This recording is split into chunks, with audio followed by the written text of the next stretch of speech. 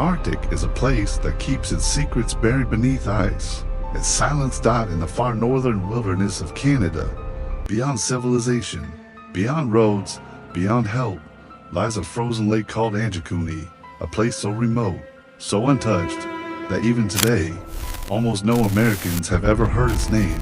But in the winter of 1930, this silent lake became the center of one of the most disturbing disappearances in North American history. An entire Inuit village. Men, women, children, gone. No bodies, no tracks, no signs of struggle. Just a freezing, abandoned settlement that looked as if life had stopped in the middle of a breath. Tonight, we go deeper into the haunting mystery of the village that vanished overnight. Our story begins with a man named Joe LaBelle, a seasoned trapper who knew the Arctic better than most people know their own neighborhoods.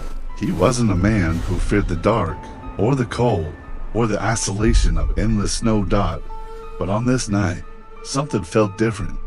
LaBelle approached the village expecting the usual signs of life. Smoke curling from chimneys, dogs barking, children playing, the low hum of conversation inside warm IGLOS. Instead, he found only silence. Not the peaceful silence of a winter night, but a heavy, suffocating absence, like the world had stopped breathing. LaBelle called out to the families he knew. Nothing. He stepped into the first home and froze, not from the cold, but from horror. Inside the hut, a pot of stew still sat over a fire, half-cooked. Boots and coats were neatly arranged, untouched. A needle and thread lay mid-stitch. A rifle rested by the doorway, exactly where its owner left it. It looked like the people had simply stood up and walked out in the middle of their lives. LaBelle ran from hut to hut. Same scene, same eerie emptiness. 20, maybe 30 people live here, all gone. He expected to find signs of struggle, broken objects, blood, footprints, something. But the snow outside was disturbingly perfect and smooth, untouched. No footprints leading away. No sled tracks, nothing. How could dozens of people leave without disturbing fresh snow? LaBelle's heart raced. Something was deeply, unnaturally wrong.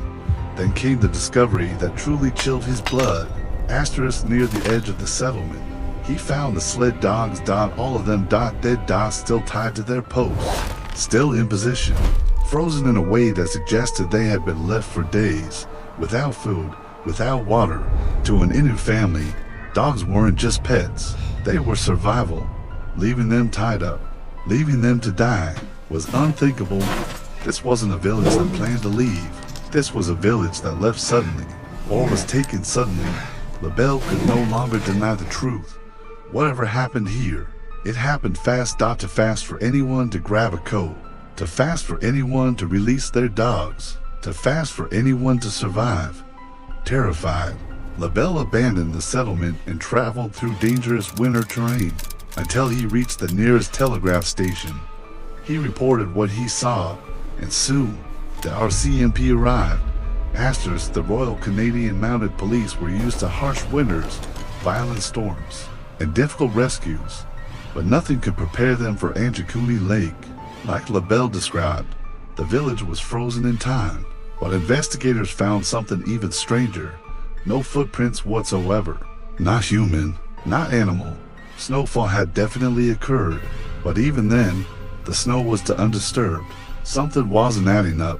Then came the most disturbing detail of all. The graves.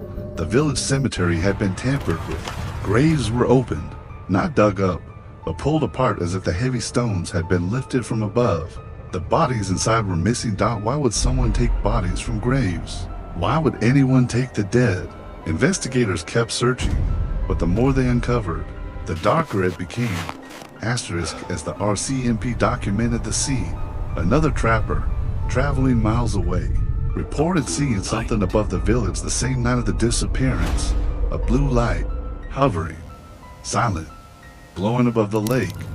He said it wasn't the moon. It wasn't lantern light. It wasn't a plane. In 1930, no aircraft could hover silently in the middle of the night. The light stayed still, then shot straight upward and vanished. Back then, there was no vocabulary for what he saw. No UFO terminology, no public fascination with extraterrestrials. But today, this detail has become one of the most disturbing elements of the mystery, because a hovering blue light and a village disappearing overnight is a combination that appears in other unexplained cases across North America. Asterisk almost a century later, no bodies have ever been found. Not a single trace of the villagers. Nothing. But theories continue to swirl. Theory 1: sudden migration. Experts dismiss this quickly. No tracks. No supplies taken. No reason. Theory 2: hostile attack. If raiders attack the village at night, there would be footprints, struggle marks, burned huts, something. But the village was untouched. Theory 3: starvation or illness. If disease swept through the community, bodies would remain, but the village was empty. Theory 4: supernatural forces. Local legends speak of beings in the Arctic wilderness, spirits that take those who disturb sacred ground, but legends don't explain open graves or the blue light. Theory 5: UFO abduction. It sounds extreme, but it's the theory many researchers in the US discuss most often. Blue light, sudden disappearance, no tracks, open graves, frozen dogs, vanished bodies. These aren't typical signs of human involvement. Some believe whoever, or whatever, visited that night took both the living and the dead. Asterisk nearly 100 years have passed since the night the village disappeared, and not a single clue has ever surfaced. Not a bone, not an artifact, not even a rumor that led anywhere. Just a frozen lakeshore, a silent graveyard, and a mystery that refuses to melt. Today, researchers, historians, and American mystery investigators still ask the same chilling question. What happened on that night, when an entire community vanished without leaving a single trace? Was it a force of nature, a human crime, a supernatural curse, or something not of this world? Whatever the answer is, it is locked somewhere beneath thousands of miles of ice and darkness. The mystery of Anjikuni Lake remains unsolved, even to this day. If this story intrigued you, hit like, share, and subscribe for more mysteries on Do Explain Disappearances.